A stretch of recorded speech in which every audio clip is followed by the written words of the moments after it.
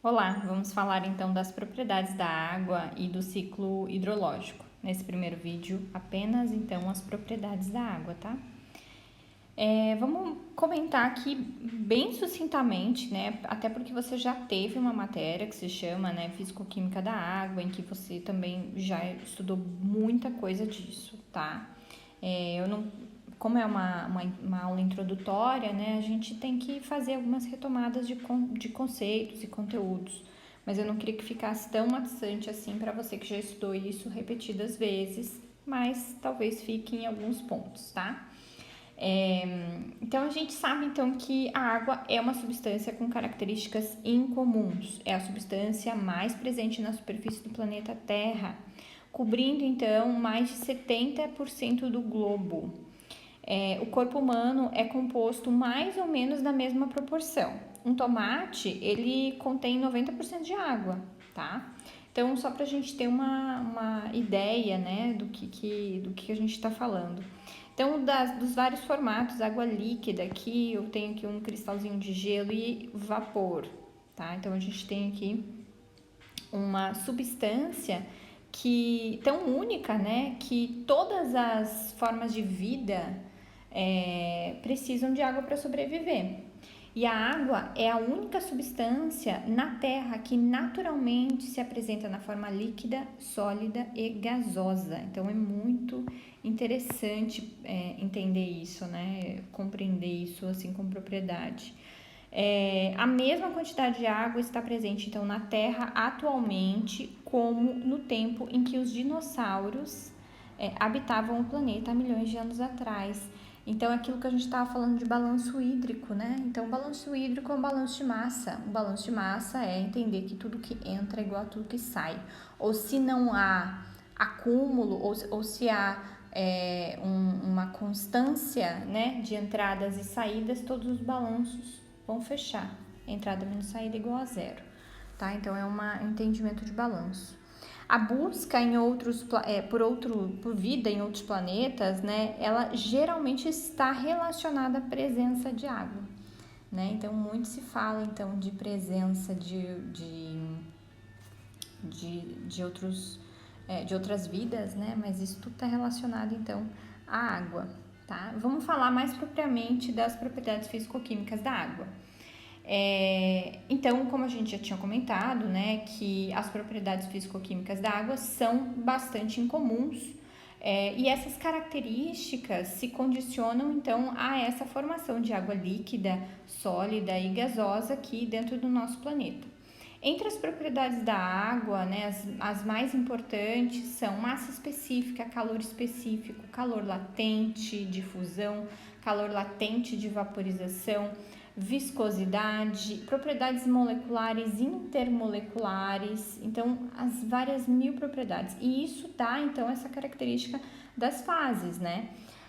Uma das mais importantes aqui que é legal a gente ressaltar é a massa específica, tá? Massa específica, é bem importante a gente falar disso.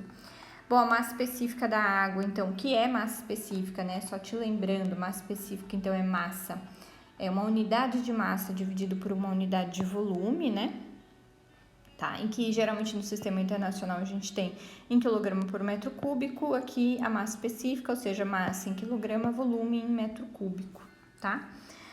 Peso específico é uma outra característica também bem importante, né, do que se oriunda, né, da massa específica, porque é massa específica vezes a aceleração da gravidade. A massa específica é multiplicada pela aceleração da gravidade, então surge então peso específico. A massa específica numa unidade de quilograma por metro cúbico e a aceleração da gravidade em metros por segundo nos fornece então uma unidade para peso específico de Newton por metro cúbico, tá?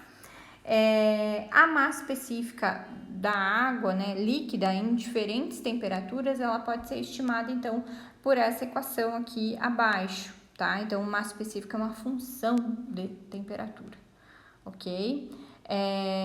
E a massa específica, por exemplo, da água a 3,98 graus Celsius é de 1.000 kg por metro cúbico, um valor muito comum, muito conhecido por nós, tá?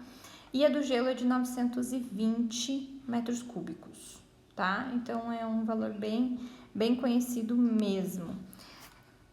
Melhor do que a gente falar, então, de calor específico, né? E tudo isso, quem estiver fazendo depois a matéria de fenômeno de transporte vai ter isso, né, é, com mais profundidade, calor latente de fusão, calor latente de vaporização, todas essas ideias de outras propriedades que são super importantes. Eu vou inserir aqui a ideia de que como é que a variação da temperatura, pressão, volume acontece dentro da água, né? E como é que essas fases, né, vão surgindo aqui num diagrama de fases, né? Então, a presença de substâncias dissolvidas, eles podem alterar a propriedade de massa específica. Massa específica é massa sobre volume, né? Ou seja, se eu altero o volume por qualquer maneira, eu vou alterar inevitavelmente massa específica, tá? Então, como é que funciona, né, a ideia a ideia da variação de volume e pressão para um líquido, por exemplo, como a água, né? Então, eu tenho aqui linhas em que vão delimitar as fases dessa minha substância, tá? Então, a partir de uma certa pressão, uma dada pressão, eu vou ter aqui só sólido. Em um certo volume eu tenho só sólido, né? Basicamente. Passou daqui, eu já tenho sólido mais líquido, ou seja, eu passei de fase. Passei daqui, mudei de fase de novo para líquido, e para cá, vapor. Então, geralmente, quando a gente está trabalhando dentro da indústria, a gente gosta de trabalhar dentro dessas linhas, tá? Essas linhas aqui, elas estão, nesse caso aqui em específico, tá? Da linha de líquido vapor, eu vou ter aqui só vapor, tá? Eu vou ter aqui a mínima energia para manter aquela substância em vapor. Então, para mim é sempre interessante trabalhar aqui nessas linhas. A água salgada é mais densa que a água doce. E a água com alta concentração de sedimentos, como alguns rios, né? A gente pode saber, né? Que como eu tenho mais sedimentos, né, em alguns rios eu tenho uma diferença muito grande de densidade, tá? De massa específica. E esse aqui é um diagrama, né, uma superfície PVT, ou seja, como é que eu vou variar dentro da água? Pressão, volume e temperatura. Então, como é que essas propriedades que a gente fala, que se chama propriedades canônicas e tal, pressão, volume e temperatura, elas vão fazer as mudanças de fase aqui da substância.